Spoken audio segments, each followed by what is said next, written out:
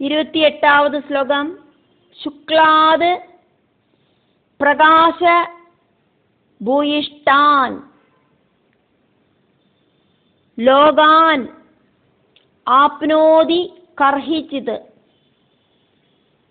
துக்கோதர்கான் துக்கஹா உதர்கான் துக்க உதர்கான் கிரியாயாசான் தமஹா शोगोत्कडान शोगहा उत्कडान शोग उत्कडान क्वचिद शुक्लात् प्रकाश भूयिष्ठां लोगानाप्नोति कर्हिचित् दुःखोदर्कान् क्रियायासां स्तम शोगोत्कडान क्वचित्. சாத்விக கர்மங்களால சொர்க்கலோகமும் ராஜச கர்மங்களால துரிதபூர்ணமாயிருக்கிற மனுஷ்ய லோகங்களையும் தாமச கர்மங்களால அஞ்ஞானத்தால முழுகப்பட்ட பட்சி மிருகாதிகளோடு ஜென்மத்தையும் സ്വീകരിക്കേണ്ടി வரது அந்த ஜீவனுக்கு. ഉപ്പത്തിന്നാനാ தண்ணி தாகமடிக்கும், தண்ணி குடிச்சே ஆகணும். சுக்லாத் சாத்விக கர்மங்களால புண்ணிய கர்மங்களால பிரகாசபூயிஷ்டான் லோகான் இருட்டில்லாத்த நிழல் கோடியும் இல்லாத்த பிரகாசமயமான சொர்க்கலோகம் ஆப்னோதி அந்த ஜீவன் பிராபிக்கிறது. சுகமும் சந்தோஷமும் சொர்க்கத்துல கிடைக்கிறது. கர்ஹிச்சித் சில டைமில் ராஜச கர்மத்தால புண்ணிய பாபங்கள் கலர்ந்த துக்கோதர்கான் துக்க உதர்கான் துக்கஹா உதர்கான் துக்கம் ஜாஸ்தி ஜாஸ்தியாயிட்டு வர கிளேசபூர்ணமாயிருக்கிற மனுஷ்ய லோகத்தை அந்த ஜீவன் பிராபிக்கிறது. கிரியாயாசான் தமஹா தாமச கர்மங்களால செஞ்சு கூட்டுற பலவிதமான தாமச கர்மங்களால கொஜிது செலப்ப சோக உட்கடான் சோகஹா உள்கடான் அஞ்ஞானமயமான பட்சி மிருகாதிகளோடு ஜென்மங்களையும் ஹொரிசோண்டலாயிட்டு வாழற மிருகங்களோடு பறவைகளோடும் ஜென்மங்களையும் அந்த ஜீவனுக்கு സ്വീകരിக்க வேண்டின സിറ്റുവേഷൻ ഉണ്ടാകരുത്. പ്രവൃത്തികളാല ക്രിയാ ആയാസാൻ ശ്രമകരமான ലോകങ്ങളെ ചില ടൈമില് പ്രാപിക്കവേ ചെയ്യും இந்த ஜீவாத்மா. தான் தான் செய்யற கர்மபலன் தான் தான் அனுபவிக்கவே வேணும்.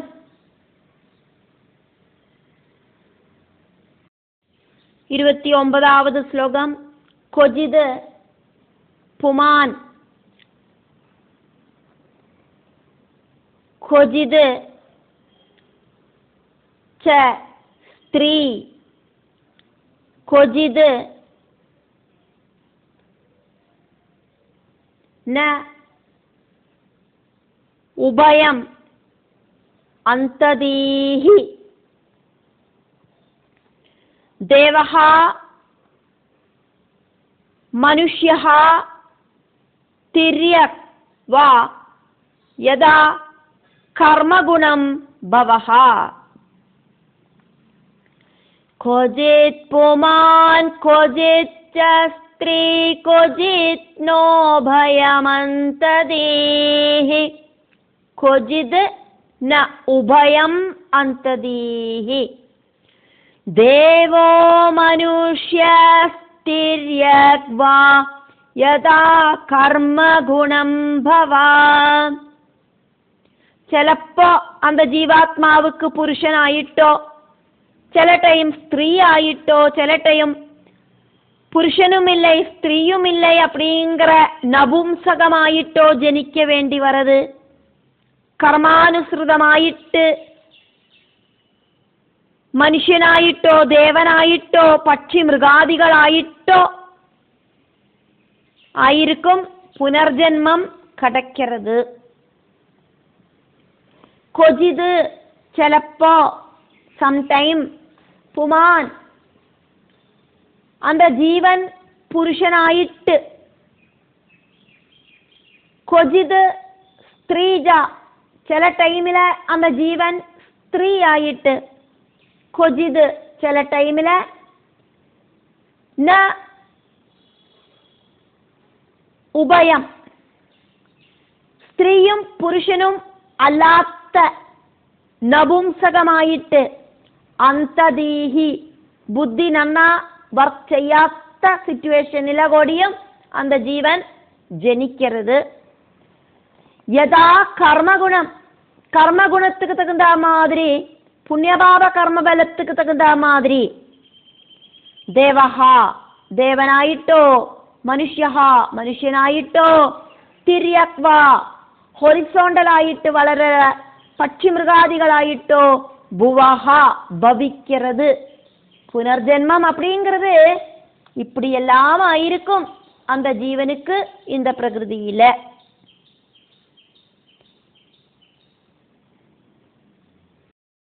30வது ஸ்லோகம்.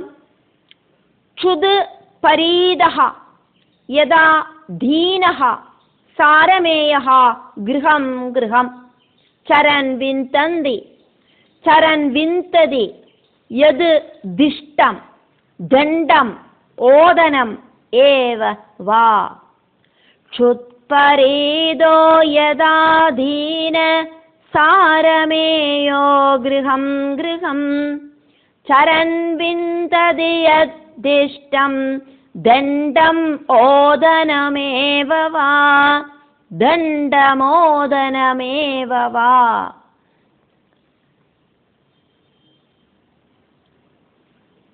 ഒരു നായ് പശിയില തളർന്ന് നിറയെ വീടുകൾക്ക് അലஞ்சு നടக்கிறது. கிடைக்கிறது என்னவாக்குமோ அதை சாப்பிடுறது. சில இடத்துல சாப்பாடு கிடைக்காது, அடி கிடைக்கும், அதையும் அது ஏத்துக்கிறது. அதே மாதிரியாக்கும் அந்த ஜீவனோடு அவஸ்தை. க்ஷுத் பரீதஹ பசி தாங்க முடியாதக்கு, சாரமேயஹ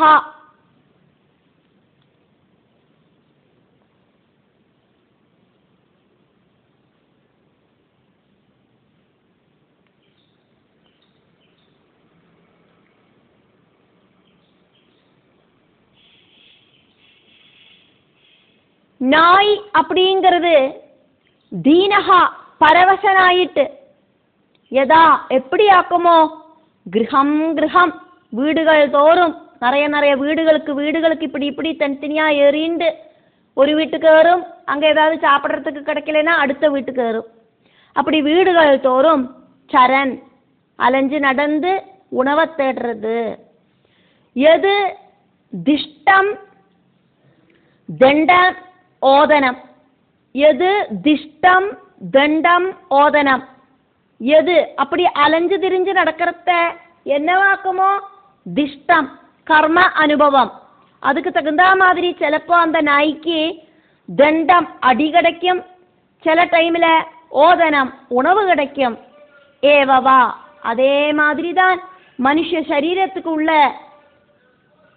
அப்படி இல்லைன்னா எல்லா சரீரங்களுக்குள்ளேயும் இருக்கிற ஜீவனும் விந்ததி அதனோட கர்ம வினைய அனுபவிக்கிறது.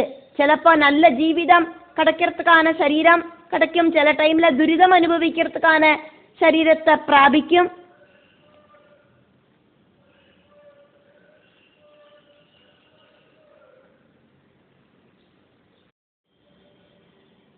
முப்பத்தோராவது ஸ்லோகம். ததா காம ஆசயஹ ஜீவ உச்ச அவஜ பதா பிரமன் உபரி அதஹ வா மத்யே வா யாதி திஷ்டம் பிரிய அப்ரியம். ததா காமாஷயோ ஜீவா உச்சாவஜபதா பிரமன் ഉപര്യതോ വാ മധ്യേ വാ യാതിദിഷ്ടം പ്രിയാപ്രിയം.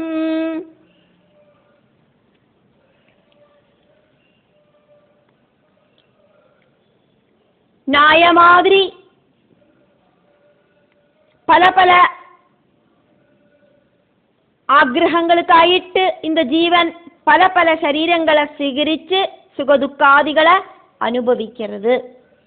ததா அந்த நாயையோடு ஜீவிதம் மாதிரி காம ஆசையா ஜீவஹா ஆசைகள் நிறைய நிறைய இருக்கிற ஹிருதயத்தோடு கூடின ஜீவன் உச்ச அவஜ பதா உயர்ந்தும் தாழ்ந்தும் இருக்கிற வழியா பிரமன் நட்டம் திரிஞ்சு கறங்கிண்டு உபரி அதஹா வா தேவலோகத்திலேயோ பாதாள லோகத்திலேயோ, உபரி அப்படின்னா தேவலோகம், அதஹா அப்படின்னா பாதாள லோகம், வா அப்படின்னா ஏதாவது ஒண்ணுல தேவலோகத்திலேயோ பாதாள லோகத்திலேயோ, மத்தியேவா நடுவில் இருக்கிற பூலோகத்திலேயோ அந்த ஜீவன் போயிட்டு திஷ்டம் பிரிய அப்பிரியம் செஞ்சு கூட்டின கர்மபலத்துக்கு தகுந்த மாதிரி நானா சரீரங்களை சிகரிச்சு சுகஜீவிதம் துக்கஜீவிதம் இப்படின்னு யாதி அனுபவிக்கிறது. குணகர்மங்களுக்கு தகுந்த மாதிரியாக்கும் புனர்ஜென்மம் அப்படிங்கிறது கிடைக்கிறது. 32வது ஸ்லோகம். துக்கேஷு ஏகதரேன அபி தெய்வபூத ஆத்மஹேதுஷு ஜீவஸ்ய ந வியவச்சேதஹ ஸ்யாத் சேத் தது தது பிரதிக்ரியா. துக்கேஷ்வேகதரேணாபி தெய்வபூதாத்மஹேதுஷு ஜீவஸ்ய ந வியவச்சேத ஸ்யாச்சேத் தத் பிரதிக்ரியா.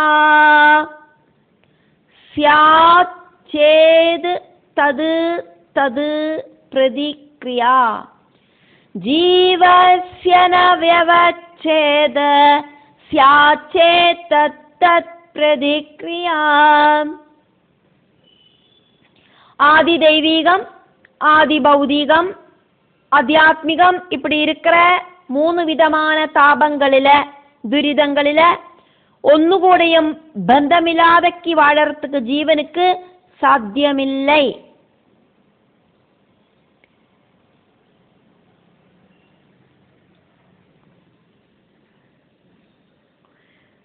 தெய்வ ஆதி தெய்வீகம், பூத ஆதி பௌதீகம், ஆத்மா ஆத்தியாத்மிகம் இப்படி இருக்கிற ஹேதுஷு 3 விதமான தாபத்ரயங்கள் காரணமாயிட்டு இந்த 3 விதமான தாபத்ரயங்கள் ஆக்கும் இந்த ஜீவனோடு கூடு விட்டு கூடு மாற்றத்துக்கு காரணம், ஒரு சரீரத்தை விட்டு இன்னொரு சரீரத்துக்கு இப்படி மாறிண்டே இருக்கிறதுக்கான காரணம், சரீரம் விட்டு சரீரம் மாறறதுக்கான காரணம், 3 வித தாபங்களில ஒன்னுകൂടെയും பந்தமில்லாம இருக்கிறதுக்கு ஜீவனுக்கு சாத்தியமாகாது. ஏதாவது ஒரு துக்கத்தோடு கூடிட்டு தான் இந்த ஜீவன் இருக்கும். தெய்வ சக்தியாலேயாக்கும் சூரியன் உதிக்கிறது, காற்றடிக்கிறது, மழை பெய்யறது, சமுத்திரத்துல ஜலம் அப்படிங்கிறது வெத்தாம இருக்கு, புழையில இருக்கிற நதி எல்லாம் சமுத்திரத்துக்கு தன்னால ஒழுகி போறது, நம்ம சுவாசிக்கிறோம், நம்மளோட நாடி ஸ்பந்திக்கிறது, நம்மளோட சரீரத்துக்குள்ள பிளட் சர்க்குலேட் ஆகிறது, இதொன்னும் நம்மளோட எபிலிட்டி கிடையாது. ஜீவனோட துடிப்புண்டாகிறது, இப்படி இப்படின்னு எக்ஸட்ரா எக்ஸட்ரா இப்படின்னு எத்தனையோ சொல்லிட்டு போலாம். நம்மளோட கண்ட்ரோல்ல அல்லாத தெய்வ சக்திய நமக்கு உண்டாகிற பிரகிருதியிலேருந்து உண்டாகிற பலவிதமான துரிதங்கள், புயல், கொடும் வெயில், சுனாமி இப்படியெல்லாம் இருக்கிற துரிதங்கள் இதெல்லாமாக்கும் ஆதி தெய்வீகம். பிரகிருதியில மറ്റുள்ள ஜீவஜாலங்கள் வழி நமக்கு உண்டாகிற சிரமங்களாக்கும் ஆதி பௌதீகம். நமக்கு நாமே பணிவது நரகம், அப்படி இல்லைன்னா நாகம். நமக்கு நாமே நரகமும் உண்டாக்கலாம், சொர்க்கமும் உண்டாக்கலாம். நம்மளால வர மன சரீர ப்ராப்ளங்கள் அதாக்கும் ஆத்தியாத்மிகம். நமக்கு நாமே சத்ருவும் ஆகலாம், நமக்கு நாமே மித்திரவும் ஆகலாம். இப்படி 3 விதமான தாபங்கள் இல்லாதக்கு ஜீவனுக்கு இந்த பிரபஞ்சத்தில் வாழறதுக்கு சாத்தியமில்லை. துக்கேஷு താപത്രയങ്ങളിലെ ഏകതരേണ അഭി ഒന്നുകൂടെയാകതും ഏതാത് ഒന്നിലെയാകതും ജീവസ്യ ജീവനുക്ക് വ്യവച്ഛേദഹാനഭവതി பிரிஞ்சிருக்க வேண்டி வரதில்லை. இந்த தாபத்திரயங்களில் ஏதாவது ஒன்று இருந்துட்டே இருக்கும். இந்த தாபத்திரயங்களை விட்டு ஜீவனுக்கு ஒரு வாழ்க்கை அப்படிங்கிறது இல்லை. ஏதாவது ஒரு தரத்துல ஜீவன் துக்கம் அனுபவிச்சுட்டே இருக்கும். சுகம் அப்படிங்கிறது ஸ்திரம் கிடையாது. சுகத்துக்கு பின்னால துக்க அனுபவம் பின்தொடர்ந்து வரவே செய்யும். மனசு சஞ்சலபாவத்தோடு கூடிட்டு ஓடி நடக்கிறது. பல பல விஷயங்களை பிரகிருதியிலேந்து இந்திரியங்கள் வழி சரீரத்துக்குள்ள கொண்டு வந்து சேர்க்கிறது. துக்க அனுபவம் உண்டாகிறது. ஜனனம் முதல்க்கு மரணம் வரைக்கு ஆதி வியாதிகள் பின்தொடர்றது. மன சரீர கஷ்டங்கள் வந்து சேருறது. ஆசைகள் உண்டாகிறது. ஆசைகள் நடக்கலைனா சங்கடம் உண்டாகிறது. ஆசைகளுக்கு பின்னால ஓடி ஓடி நடந்து சுகத்தை தேடி தேடி நடந்து கிடைக்கிறதெல்லாம் துக்க அனுபவம். எல்லா விதமான சுகத்துக்கு பின்னாலேயும் துக்க அனுபவம் கட்டாயம் இருக்கு. ஸ்யாத் சேத் தது தது பிரதிக்ரியா. பிராயச்சித்தத்தால துக்கங்களுக்கு சின்ன ஒரு பரிகாரம் உண்டாக்கலாம், அவ்வளவுதான் உள்ளது. துக்கங்களுக்கு பூர்ணமாயிட்டொரு பரிகாரம் அப்படிங்கிறது கிடையாது. துக்கங்கள் ஒருபோதும் நம்மளை விட்டு போகாது. நான் பரிபூர்ண திருப்தனாக்கும், நான் பரிபூர்ண சுகத்தை அனுபவிக்கிறவனாக்கும் அப்படின்னு ஆருக்கும் காலர் தூக்கி விட்டுக்கிறதுக்கு சாதிக்காது அப்படிங்கிறத தெரிஞ்சுக்கோ. பிராஜீன பர்ஹிசே ராஜாவே அப்படின்னு நாரத மகர்ஷி ஜீவனோடு சரீர அட்டாச்மெண்ட்டை வர்ணிக்கிறதையாக்கும் பார்க்கிறோம்.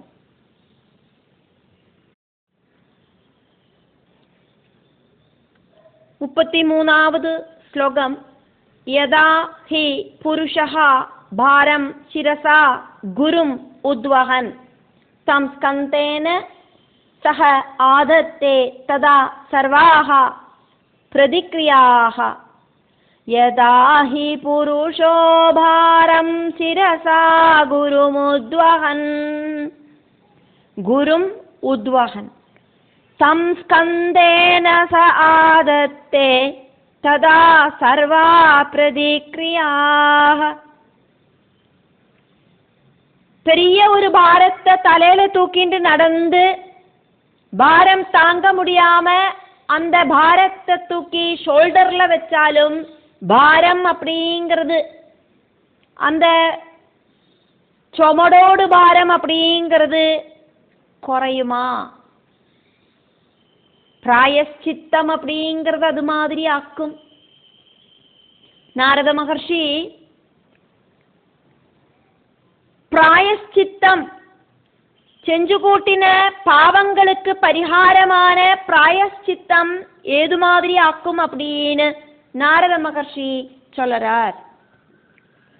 மனுஷ சரீரத்துக்குள்ள இருக்கிற ஜீவன் அந்த சரீரம் வழி பலதும் செய்யறது.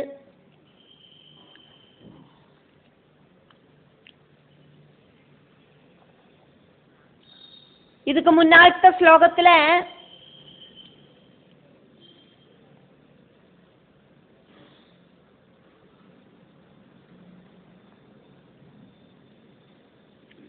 பிராயஷ்சித்தத்தால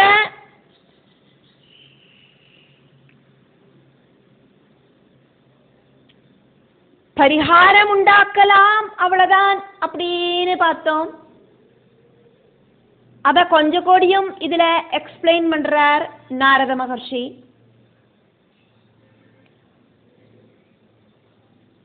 ஜீவாத்மா குடிகொள்ளற மனுஷ சரீரம்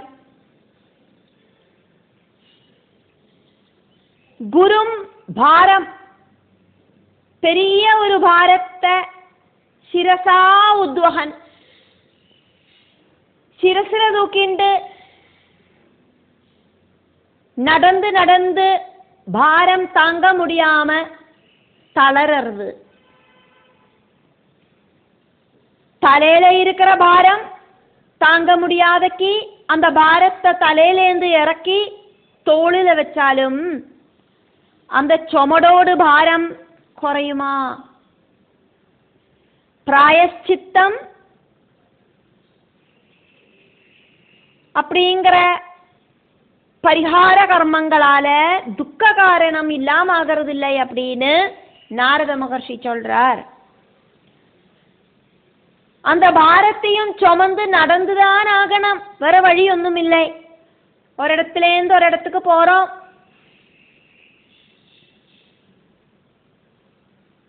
இந்த காலகட்டம் மாதிரி வாகனங்கள் ஒன்றும் இல்லாத ஒரு காலகட்டத்திலேயாக்கும் நம்ம வாழறோம் அப்படின்னா பாரத்தை சுமந்துதான் தீரணும். ஒரு இடத்துலேருந்து இன்னொரு இடத்துக்கு வேற வழியே இல்லை. ஒரு பொருளை ஒரு இடத்துல கொண்டு போய் சேர்க்கணும் அப்படின்னா வேற வழி. இந்த பாரத்தையும் சுமந்துண்டு நடந்துதான் ஆகணும் அப்படிங்கிறதுனால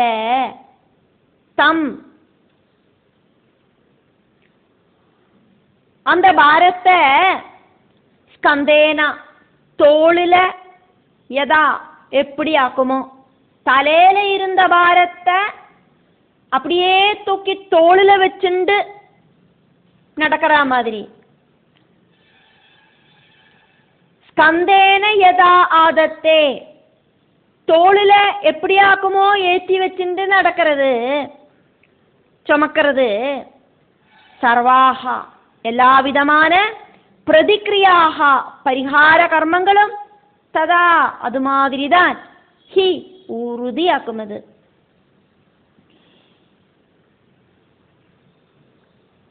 பலவிதமான நோய்கள் இருக்கு. காரணம் தெரிஞ்சு சிகிச்சை பண்ணினா மட்டும்தான் நோய் அப்படிங்கிறது பூர்ணமாயிட்டும் போகும்.